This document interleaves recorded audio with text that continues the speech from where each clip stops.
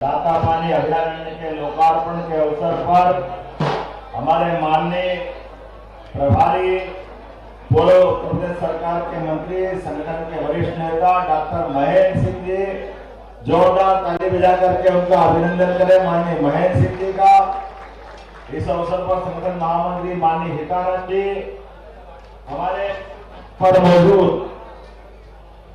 सुप्रसिद्ध अभिनेता और अब तो हम सब जानते हैं हुड्डा जी, श्री रणदीप हुड्डा जी, आपका अभिनंदन है, आपका स्वागत है। एक जानकारी, वीर सावरकर में आपने जो भूमिका निभाई वाकई वो अद्भुत है। मैं आपको बधाई देना चाहता हूं, आपका स्वागत करना चाहता हूं। एक ऐसे अद्वितीय नायक, आजादी के पहले के सभी स्वतंत्रता सेनानियों में अंग्रेजों से लड़ने के लिए जिनने अपनी अपनी भूमिका निभाई सभी महान थे, लेकिन सावरकर एकमात्र ऐसे व्यक्ति थे जिनको काला पानी एक बार नहीं दो बार काली पानी देकर के अंग्रेजों ने उनके खिलाफ जो कठोर सजा दी है, ये उनकी अपनी देशभक्ति बताती है।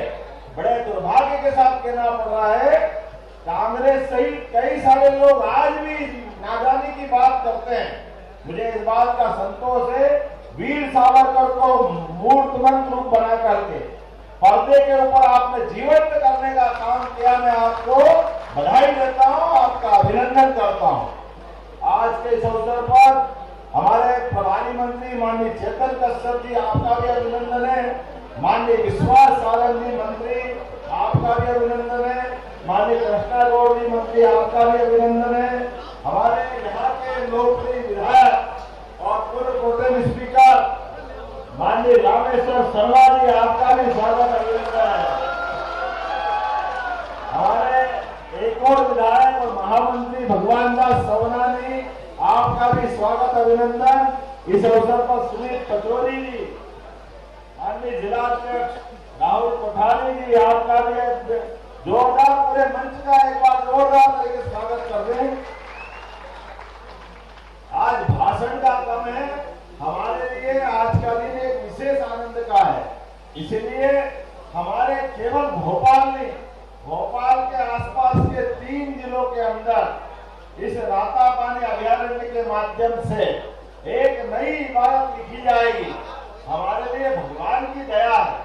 मैं तो आज तक नहीं समझ पाया भाई साहब कि ये टाइगर और लायन में जंगल का राजा वास्तव में देखा जाए तो लायन नहीं हो सकता, जंगल का राजा तो टाइगर ही होता है। अरे जो अपना टाइगर और लायन की जिंदगी में देखो तो दोनों में मूल अंतर है। मूल अंतर यह है कि टाइगर के लिए अगर भोजन पाना करना है तो वो अपने पराक्रम पुरुषार्थ से खुद शिकार करता है और खुद खाता है। ये अपने टाइगर की अपनी जीवन अदा है।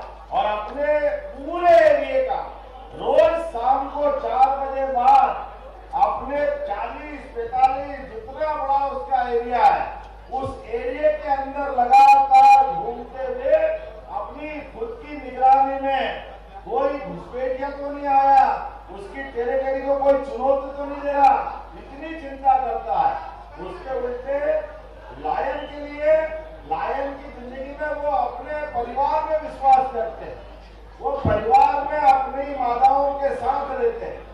एक कष्ट का मामला है, वो अपना शिकार खुद नहीं करता है, बाकी लोग शिकार करेंगे और वो खुद खाता है। तो ये मेरे आज से समझ में नहीं आया कि राजा को जो खुद शिकार नहीं करे, लेकिन अब ये जो भी भावना है, धारणा है, लेकिन आज हमारे अपने लिए सौभाग्य की बात है, एक और टाइगर रिजर्व, जोरदार अभिनंदन श्रीमान नरेंद्र मोदी जी का, जिनके नेतृत्व में हमारे ये सभी प्रकार के वन्य जीव संपदा को आगे बढ़ाने के लिए ये नया टाइगर रिजर्व का हमको उन्हें अनुमति प्रदान की और उसके आधार पर हमने अपना 8वां नया रातापानी टाइगर रिजर्व का नाम इसको दिया गया है।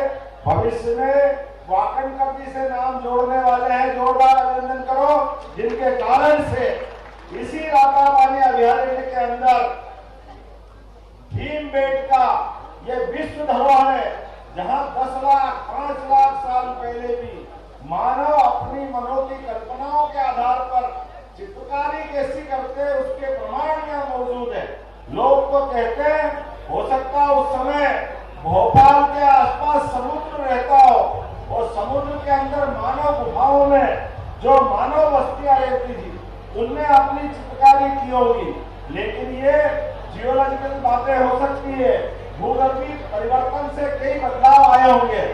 लेकिन आज तो भोपाल को ये जो नया मान मिला, सम्मान मिला, पूरे देश की सभी राजधानियों में एकमात्र राजधानी भोपाल है जिनके अपने आंगन में टाइगर रिजर्व पार्क बनाने के बाद मान मिला है, सम्मान मिला है।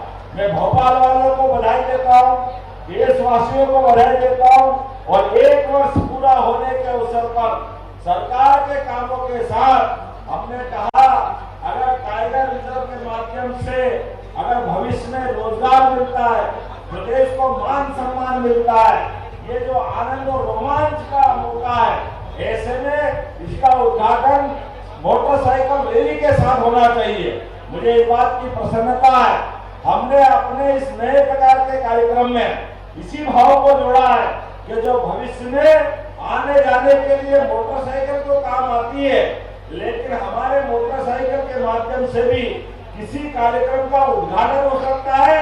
ये प्रयोग भी पहली बार हुआ है, मुझे इस बात का आनंद है। सारे के सारे मित्रों को बधाई देना चाहता हूं और उम्मीद करता हूं लंबा भाषण न देते हुए भविष्य में हमारे अपने पर्यटनों के लिए, खासकर पर्यटन केंद्र के लिए भोपाल में बड़ी संभावना बनी है। आने वाले समय में यहाँ पर लॉज, होटल और अलग अलग प्रकार के रोजगार के साधन मिलेंगे। जो सरकार के रहते हुए अंदर हो सकता है वो सरकार सब कुछ करेगी, लेकिन भोपाल और प्रदेश के मान सम्मान को लेकर के यशस्वी प्रधानमंत्री के नेतृत्व में हम कोई और कसर बाकी नहीं रखेंगे, लगातार काम करते रहेंगे। मेरी अपनी ओर से की आप सबको बधाई, बहुत बहुत धन्यवाद। भारत माता की जय।